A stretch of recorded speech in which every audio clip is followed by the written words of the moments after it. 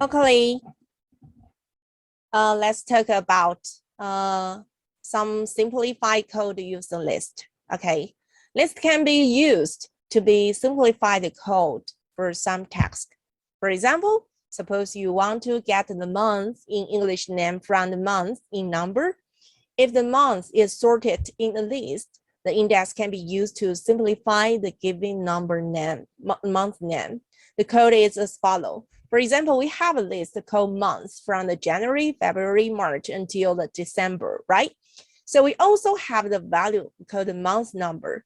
So if you want to enter a number, then we use the input, right? Hint prompt to the users and which number you want and transfer into the EVL, right? EVL, and it become a value, right? So the month is, this is the index have to be -1 because the January was saved in the index 0, right? So if you enter the month as 1, I mean January, actually you have to find it in the index of the month in 0. So you have to remember -1.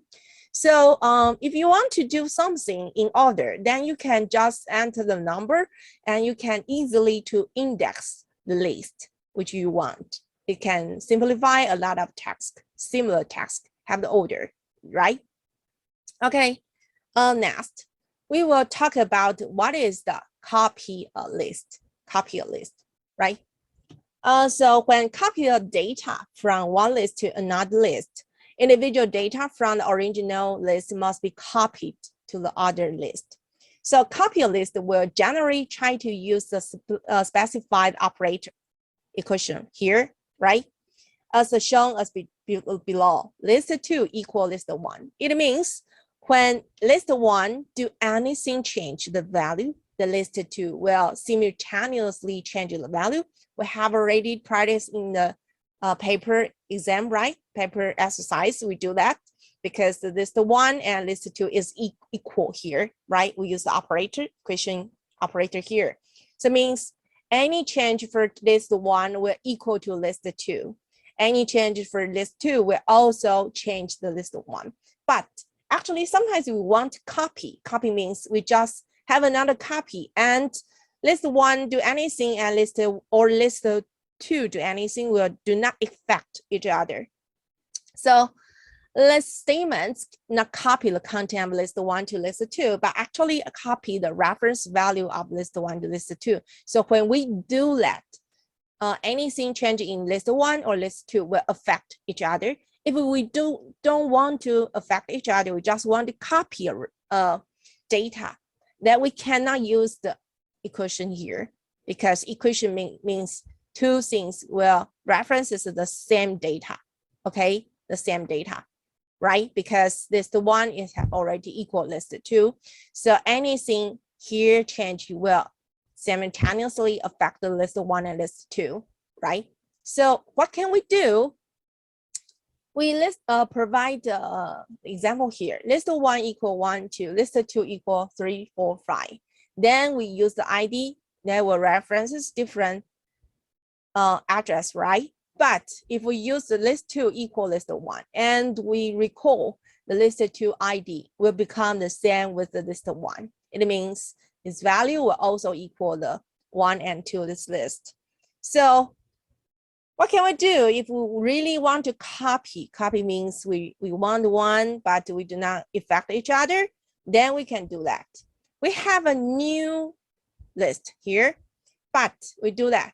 X for X in list 1. Then it can do the copy. So list 2, if you have any change or list 1 have any change, will do not affect each other because you do not directly use the equal operator. You use the copy. Yeah.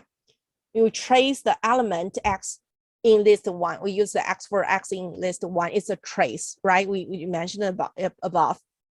So when we use it, it means list 1 at each element will be, be extract and make us a new element of the list 2 here. Okay, and or we will do the more simplified things. It's empty list, then we plus the list of one. It means it's empty list, then we have a list of one. It's not equal, we just copy another one. So these are two options apply for you. So you can choose which one do you like. So the above concept is to set list two is an empty list first, then we add list one after the empty list. So it's about copy. Now we will talk about next topics. Send the list to the function. When the list is a passed function, the list may be changed after the function is called because the list is a mutable object. Mutable object, it means cannot change, right? And because the list is an object, sending a list to a function is like sending an object to a function. So the following function display each element of the list, just like this. This is a print list. And then for element in the list, we will print that, right? So we can send the list to call it as follows. Okay, we print it. Yeah, print list, and this is a list. And every element will be print. So we can try this one in your textbook, 332, and check what's the result. Create a new one. Yeah. First, then we will try to do it's a function print a list, and we will have a for element, right? For element in list, then element, anything you spell by yourself, then we print element. Okay, we can change anything here. Then when we call that, we just print list. Okay, we print list is a function. So we do that if we really have a list. Collect all the list here would be, we just make different name in case you do not confused. So this is a function, right? And then we make list. Here, it's a function we call the print list and put it inside, and we will see what's the result. Okay, let's see.